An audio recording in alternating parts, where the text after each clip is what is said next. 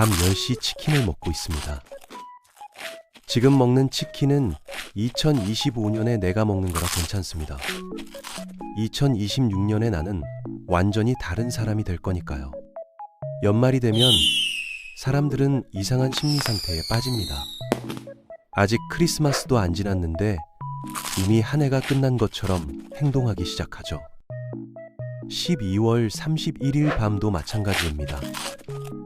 고작 하루 차이지만 내일부터는 완전히 새로운 사람이 될 거라 믿으며 마지막 만찬을 즐깁니다. 오늘은 왜 우리는 항상 새해에 다이어트를 결심하는지, 그리고 정말로 2026년에 다이어트를 성공하려면 어떻게 해야 하는지 이야기해 보겠습니다. 심리학에서는 이걸 시간적 경계 효과라고 부릅니다. 새해라는 숫자의 변화가 뇌에게 강력한 리셋 신호를 보내는 거예요. 12월 31일에 나와 1월 1일에 나는 완전히 다른 사람처럼 느껴집니다. 그래서 지금의 불편함과 죄책감은 전부 미래의 나에게 넘기게 되죠. 이 시기에 흔히 나타나는 행동 패턴들이 있습니다. 헬스장 1년 회원권을 미리 끊어놓고 올해는 꾸준히 운동할 거라고 다짐합니다.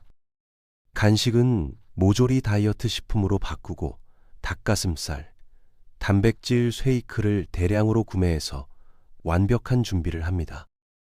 그리고 12월 내내 이렇게 말합니다. 어차피 새해부터 살 뺄 건데 오늘은 그냥 먹자. 문제는 이 모든 행동이 다이어트를 시작한 것 같은 기분만 줄 뿐 실제로는 아무것도 바꾸지 않는다는 겁니다. 내일부터라는 말은 결심처럼 들리지만 사실은 회피에 가깝습니다. 뇌는 현재의 불편함을 피하기 위해 미래의 자신을 과대평가하는 경향이 있어요. 미래의 나는 지금의 나보다 훨씬 강하고 의지가 센 사람일 거라고 착각하는 겁니다. 여기에 목표까지 크면 실패는 거의 예정되어 있습니다. 새해 첫날 사람들이 세우는 목표를 보면 이런 것들입니다.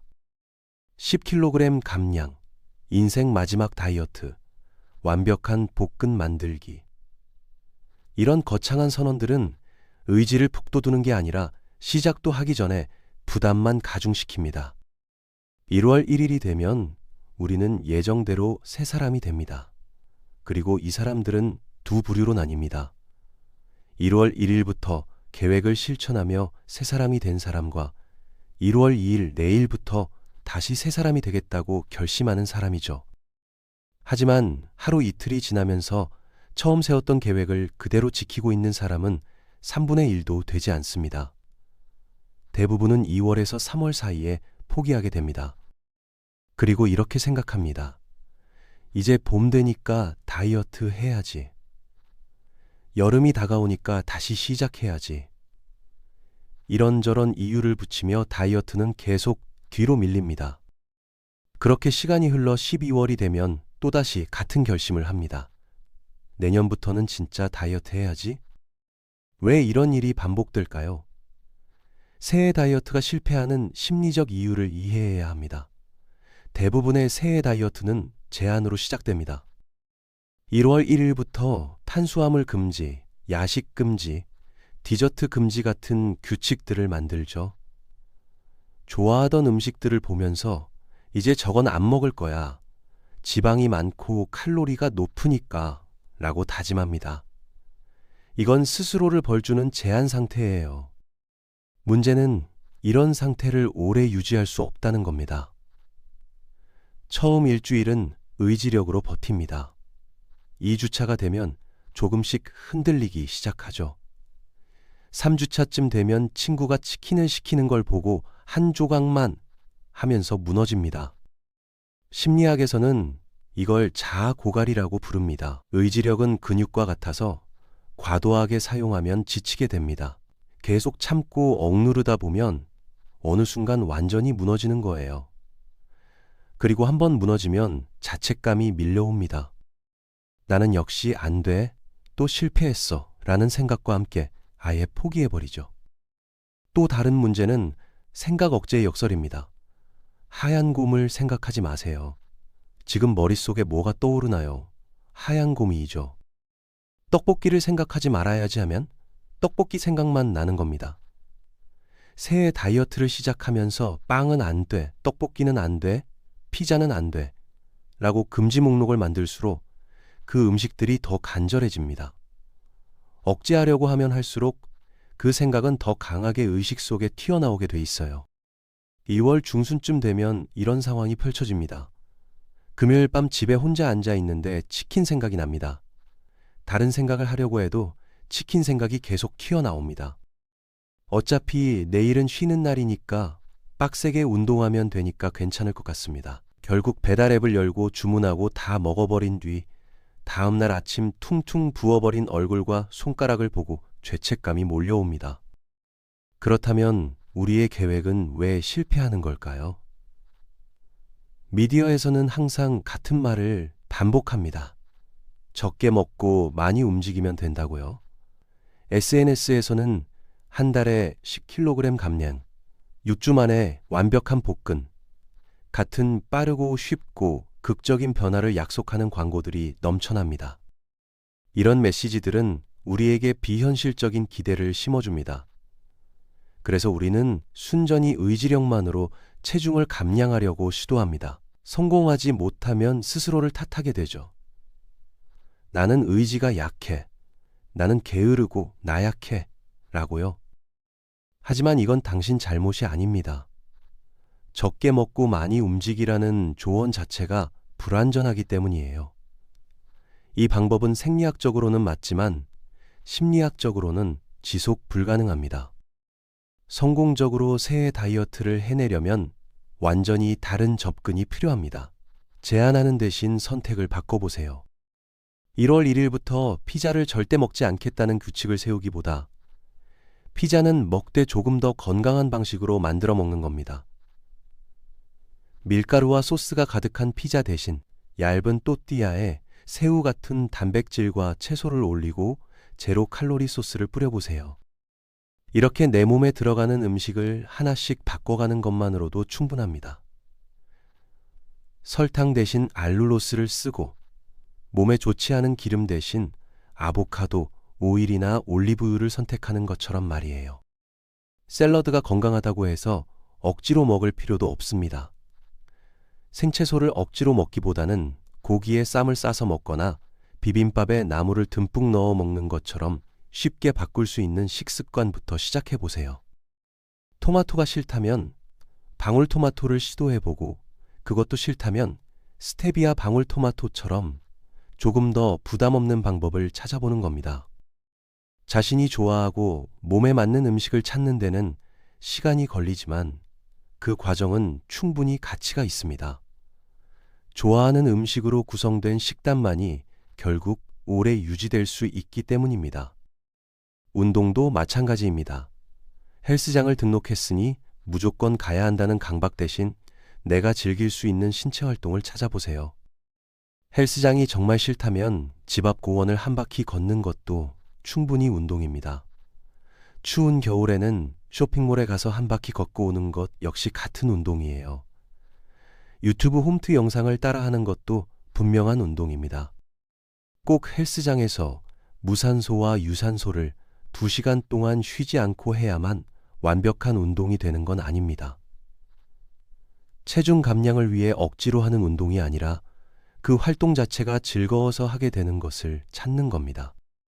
운동을 숙제처럼 대하지 말고 새로운 취미를 고르듯 접근해 보세요. 그러면 의지력에 기대지 않아도 자연스럽게 습관으로 이어질 수 있습니다. 작은 목표를 설정하는 것도 중요합니다. 10kg 감량이라는 거창한 목표 대신 물 2리터 마시기부터 시작하세요. 매일 헬스장 출석이 목표가 아니라 폼롤러 5분, 낮은 층이라도 계단으로 올라가기부터 시작하는 겁니다. 작은 성공들이 쌓이면 자신감이 생깁니다. 오늘 물 2리터를 마셨다면 내일은 간식을 몸에 안 좋은 가공식품을 먹는 대신 신선한 과일로 바꿔볼 수 있어요. 모레는 10분 걸어볼 수 있고요. 이렇게 하나씩 추가하다 보면 어느새 습관이 됩니다. 갑자기 치킨이 먹고 싶을 때 배달 어플을 켜서 뿌링클을 충동적으로 시키는 대신 이렇게 생각해 보세요. 치킨이 먹고 싶다는 생각이 들 때 무작정 억누르지 말고 이렇게 말해 보세요. 치킨이 계속 생각나네? 괜찮아. 치킨 당연히 먹고 싶을 수 있지 라고요. 근데 지금 당장은 아니고 토요일 저녁에 직접 만들어 먹자고요. 그리고 마트에서 튼실한 닭다리를 사서 굽네 치킨처럼 에어프라이어에 구워 먹는 겁니다. 여기에 제로 칼로리 소스를 곁들이고 가볍게 샐러드도 함께 먹어보세요. 그럼 욕구가 조금은 채워집니다. 이렇게 선택을 바꾸는 것만으로도 충분합니다. 그런데 이런 방법을 시도했는데도 더 이상 참을 수 없고 뿌링클이 미치도록 먹고 싶다면 그때는 시원하게 한번 먹고 욕구를 충족시켜 주세요. 그리고 절대 자책하지 마세요. 그동안 잘 참았고 뿌링클은 맛있었고 이제 당분간은 보지 말자고 스스로에게 말해주는 겁니다. 그렇게 생각한 뒤 아무 일 없던 것처럼 다시 원래의 일상으로 돌아오세요. 그게 가장 오래가는 다이어트 방식입니다. 갈망을 억지로 억압하는 게 아니라 건강한 방식으로 충족시키는 겁니다. 금지가 아니라 선택이에요. 이렇게 접근하면 두 가지 변화가 생깁니다. 먼저 나 스스로를 더 귀하게 대접하게 됩니다. 무엇을 먹는지 자연스럽게 의식하게 되고 양보다 질을 선택하게 되죠. 배달치킨 한 마리를 무의식적으로 먹어치우는 것보다 직접 만든 치킨 몇 조각을 천천히 의식하며 먹는 게 훨씬 몸에도 마음에도 건강합니다. 성공적으로 새 다이어트를 유지하는 사람들의 공통점도 있습니다. 이들은 무엇보다 이걸 다이어트로 생각하지 않습니다. 다이어트는 제한적이고 일시적인 프로젝트처럼 느껴지죠. 언젠가는 끝나는 거예요. 대신 이들은 생활 방식의 변화로 접근합니다. 일시적인 제한이 아니라 평생 지속 가능한 습관을 만드는 거예요. 그러면 체중 감량은 선물처럼 자연스럽게 따라옵니다. 자신의 몸과 좋은 관계를 맺는 것도 중요합니다. 몸을 벌줘야 할 대상으로 보지 말고 돌봐야 할 동반자로 봐야 해요. 헐 뱃살 뭐야, 팔뚱 뭐야, 너무 뚱뚱해 같은 부정적인 말 대신 튼튼한 다리 덕에 오늘도 잘 걸어 다닐 수 있었다. 튼튼한 팔 덕에 돈 벌어 먹고 산다. 뱃살 때문에 안 춥다. 고마워 라고 말하는 겁니다. 개인화된 접근도 필수입니다. 남들이 효과 봤다는 다이어트 방법을 무작정 따라하지 마세요. 자신의 일정, 취향, 생활 패턴에 맞춰 조정해야 합니다. 아침형 인간이라면 오전 운동이 맞고 저녁형 인간이라면 퇴근 후 운동이 맞아요. 집에서 요리하는 걸 좋아하면 식단 관리가 쉽고 요리를 싫어하면 건강한 배달 음식을 찾는 게 현실적입니다. 다이어트의 옳고 그른 방식은 없습니다. 각자 상황이 다 다르니까요. 다이어트 약 먹으면 10kg 뺄 수 있어.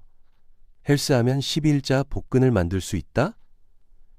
이런 거대한 목표에 현혹되지 말고 각자의 잘 맞는 방식으로 각자의 속도에 맞춰 차근차근 나아가세요. 당신은 할 수 있습니다. 왜냐하면 이제 올바른 방법을 알았으니까요. 작년에 재작년에 실패했던 건 당신이 부족해서가 아니었습니다. 방법이 잘못됐던 거예요. 너무 크게 시작했고 너무 완벽하려 했고 제한과 억압으로 접근했기 때문입니다. 하지만 이제는 다릅니다. 작은 변화가 쌓여서 큰 결과를 만든다는 걸 압니다. 좋아하는 음식을 먹으면서도 건강해질 수 있다는 걸 압니다. 의지력 대신 습관으로 바꿀 수 있다는 걸 압니다.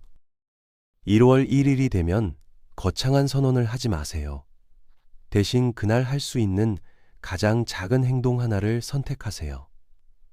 오늘은 물 한 잔 더 마시기, 내일은 계단으로 올라가기, 모레는 건강한 식단으로 집에서 만들어 먹어보기. 이렇게 하루에 하나씩 쌓다 보면 어느새 2월이 되고 3월이 되고 12월이 됩니다. 그리고 내년 이맘때쯤 당신은 작년과 다른 사람이 되어 있을 거예요. 더 건강하고 더 자신감 있고 더 행복한 사람으로요. 올해는 다를 수 있습니다. 크게 시작하지 말고 작게 시작하되 멈추지 마세요. 완벽을 추구하지 말고 지속 가능함을 추구하세요. 내일부터가 아니라 오늘부터 시작하세요. 당신의 새해는 1월 1일 12시에 시작되는 게 아닙니다. 바로 지금 이 순간부터 시작됩니다. 그리고 당신은 이미 첫걸음을 뗐습니다. 이 영상을 끝까지 본 것만으로도요. 2026년 새해, 여전히 똑같을지라도 조금씩 변화하는 당신을 응원합니다.